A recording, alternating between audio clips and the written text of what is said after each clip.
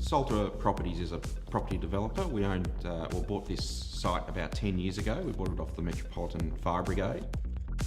So the project is a residential project of 539 apartments in 2 buildings, mixture of 1, 2 and 3 bedroom properties, and with a unique feature of 65 to 70% of those apartments will all have aspects towards the Yarra River.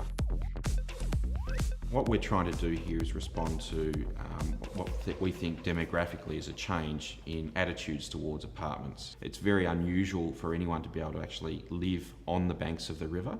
This project is going to give 539 people the opportunity to do that. But the other unique part of it, of course, is that we are only 4 kilometres from the city. So really it's that mix of, riverine environment, but with the hustle and bustle of the city on your doorstep.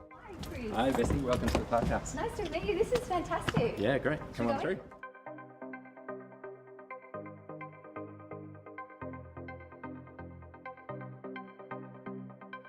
So Chris, you're actually an architect as well by trade, but in this project you did the interior design, is that right? Yeah, that's right. So we work from our base in Melbourne across a broad range of residential projects. The scale and diversity is something we really love, and certainly residential planning is our key passion and driver in the business. And particularly that we can bring some of the learning of the bespoke residential into the development projects. And though it's a beautiful development and quite large, so many beautiful and delicate features in it. Yeah, and that really started from, I guess, the briefing process right at the commencement of the project, and our understanding of what Salter were wanting to achieve with their development and what we could then bring to it. So every project starts with us imagining who's going to live here and what they might want out of a development, and so we put ourselves in an imaginary phase at the start, and I guess in a project of this scale and its relationship to view and context, we wanted to bring a level of sanctuary to the interiors, and I think that's evident in what you see. The panelling through here in the kitchen has a really subtle routed timber detail, so it's more attuned to, I think, what we would do in high-end residential bespoke homes. Yeah. There's an attention to detail here that we've had the luxury to put into the project. I love the lighting as well, absolutely gorgeous. So they're custom made, is that right? They are, yeah. So that's always a bit of fun when you're given the latitude to really explore what the full concept could be, and it's always for us about subtlety of lighting and warmth of materiality, and so to have the opportunity to design this really sleek lighting fixture was a lot of fun.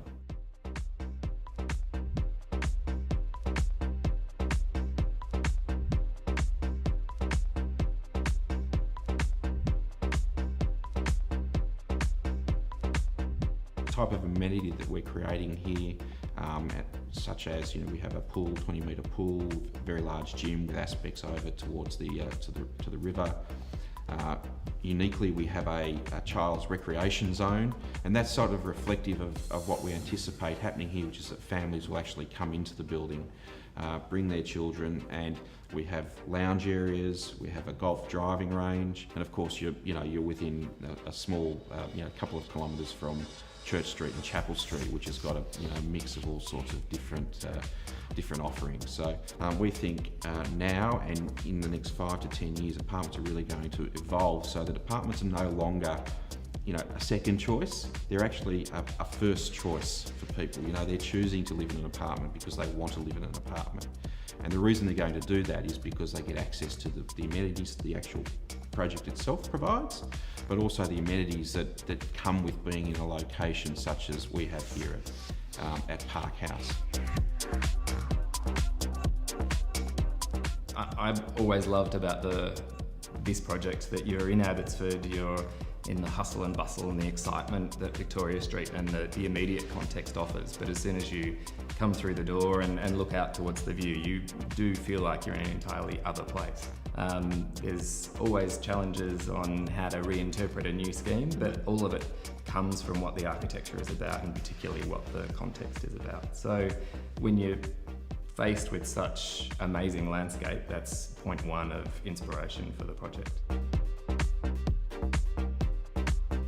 Chris, this place is amazing. You've done a great job. Pleasure to meet you. And you. Lovely.